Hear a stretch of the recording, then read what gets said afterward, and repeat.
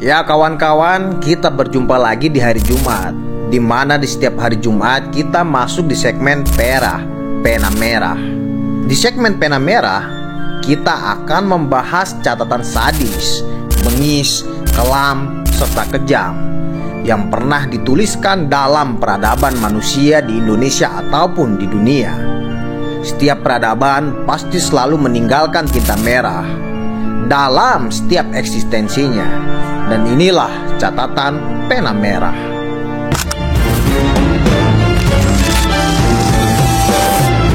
Pada awal tahun 2001, hutan lebat, sungai yang tenang, yang biasanya damai, tiba-tiba berubah jadi neraka di siang bolong.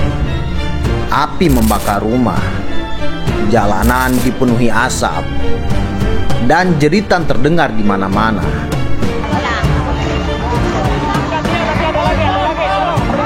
Dalam hitungan hari, sebuah konflik yang bermula dari perkelahian kecil berubah menjadi perang etnis paling berdarah di Indonesia.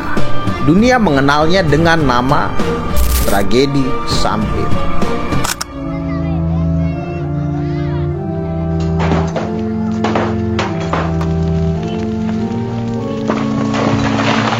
Konflik ini melibatkan dua kelompok besar, yaitu suku Dayak penduduk asli Kalimantan yang terkenal dengan tradisi dan senjata khasnya, yaitu mandau, melawan suku Madura, para perantau dari Pulau Madura yang datang ke Kalimantan sejak era Orde Baru.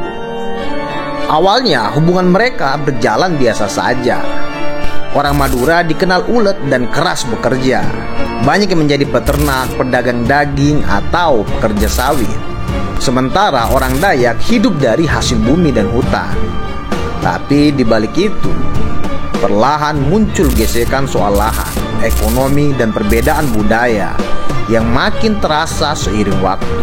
Sejak tahun 1970-an, program transmigrasi Orde Baru membawa ribuan warga dari Jawa dan Madura ke Kalimantan.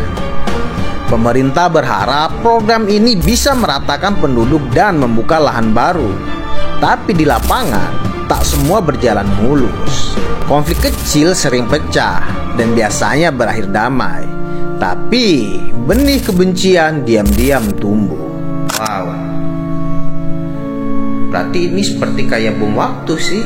Terus gimana tuh kelanjutannya antara suku Dayak dan suku Madura yang transmigrasi ke Kalimantan ini? Tanggal 17 Februari 2001, bara itu akhirnya meledak. Di sebuah kawasan di kota Sampit, terjadi perkelahian antara sekelompok pemuda Dayak dan Madura.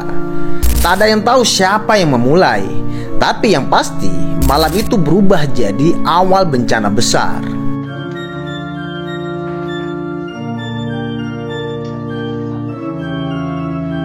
Keesokan harinya, rumah mulai dibakar.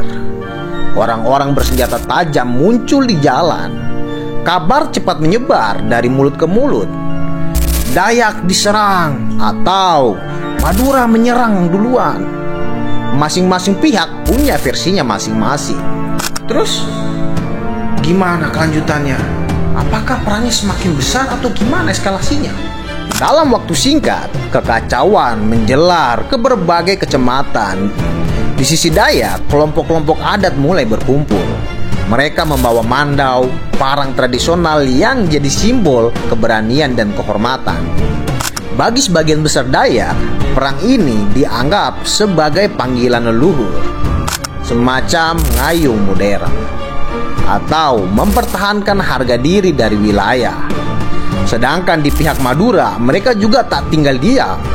Mereka bersatu membentuk kelompok pertahanan dengan senjata tajam, parang panjang, dan bahkan senjata api rakitan. Pertempuran pun terjadi di jalan-jalan Sampit, gang, bahkan di tepi sungai. Ini jadinya pecah perang besar ya, padahal diawali dengan konflik yang anak muda.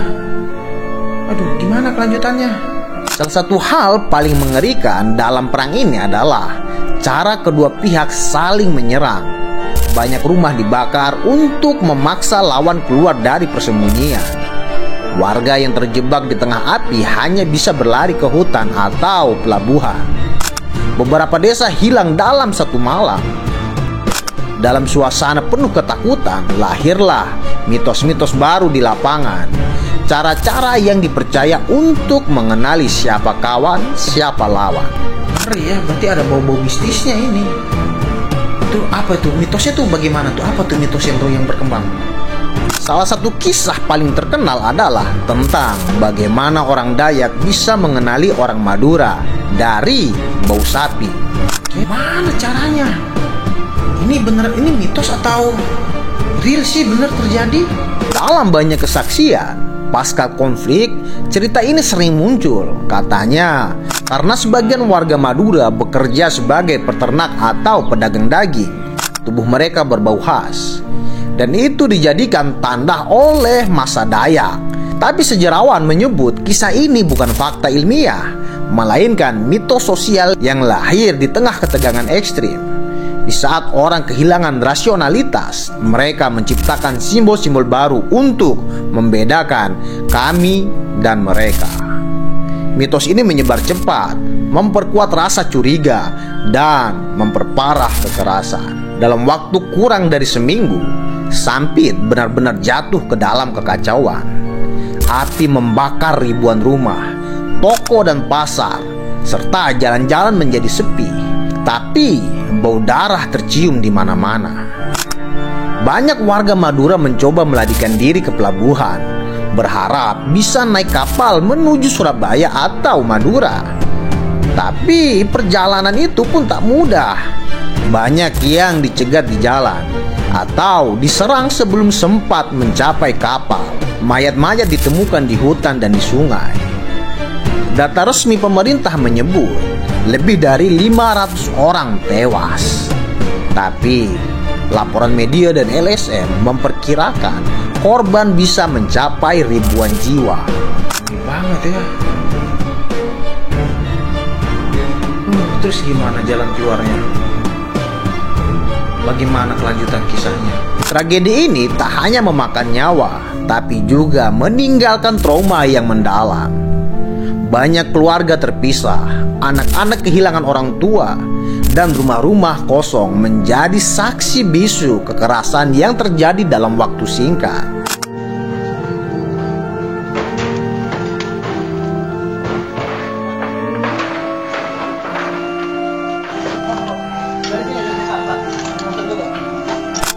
Kota Sampit yang biasanya hidup dengan tenang berubah menjadi simbol kegelapan baru di Indonesia pasca reformasi.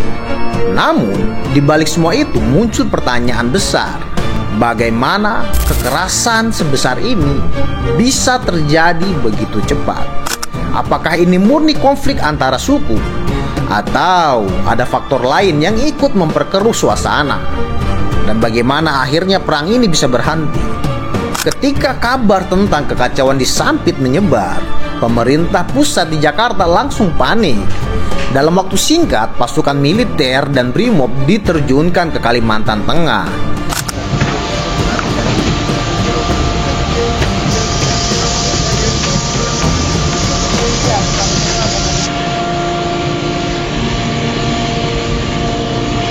Tapi yang mereka temukan bukan sekedar kerusuhan. Ini sudah seperti perang terbuka antara warga. Di banyak titik, aparat bahkan kewalahan menghadapi massa yang bergerak secara spontan dan brutal. Mereka datang dalam jumlah besar, membawa senjata tradisional dan berteriak-teriak dengan amarah yang tak bisa dikendalikan. Di jalan-jalan utama, bangkai mobil hangus masih berasap. Di tepi sungai, perahu-perahu penuh pengungsi berdesakan mencoba kabur keluar kota. Beberapa kapal laut bahkan dipenuhi hingga 2 kali lipat kapasitasnya, mengevakuasi warga Madura ke Jawa Timur. Teriakan anak-anak dan tangisan ibu-ibu jadi suara yang tak terlupakan bagi siapapun yang menyaksikan. Konflik ini bukan cuma tentang etnis, tapi juga tentang ketidakadilan struktural yang menumpuk selama puluhan tahun. Orang Dayak merasa terpinggirkan di tanah sendiri. Mereka melihat banyak lahan yang dulunya milik adat berubah jadi kebun sawit dan pemukiman pendatang. Terus apa langkah konkret yang dilakukan oleh pemerintah? Apakah ada jalan keluar dari pemerintah? Pemerintah awalnya mencoba mediasi, tapi di lapangan aparat tak bisa berbuat banyak. Di beberapa daerah, pos polisi bahkan ikut diserbu massa. Banyak laporan menyebut sebagian oknum justru membiarkan massa bertindak, selama sasaran mereka bukan warga lokal.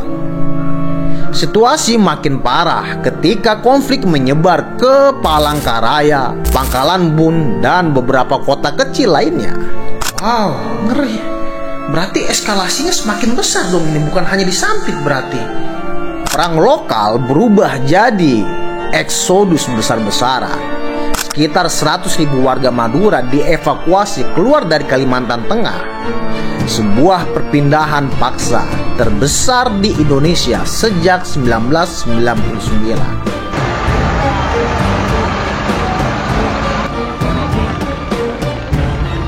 Ngeri banget ya.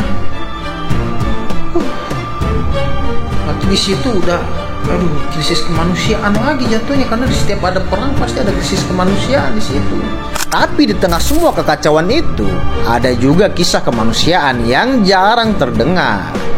Beberapa keluarga Dayak melindungi tetangga Madura mereka, menyembunyikan mereka di rumah atau membantu mereka kabur lewat sungai.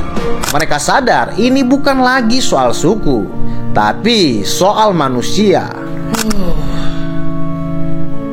Terus bagaimana dong? Kapan meredanya ini? Ketika akhirnya situasi mulai mereda di bulan Maret 2001, Sampit sudah berubah jadi kota hantu. Sekitar 10.000 rumah terbakar habis, pasar-pasar kosong, jalanan yang dulu ramai kini sunyi.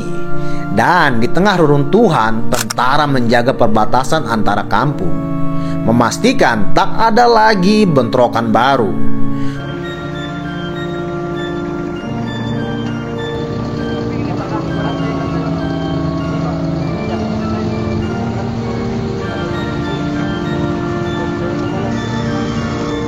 Pemerintah pun mengumumkan operasi pemulihan dan rekonsiliasi.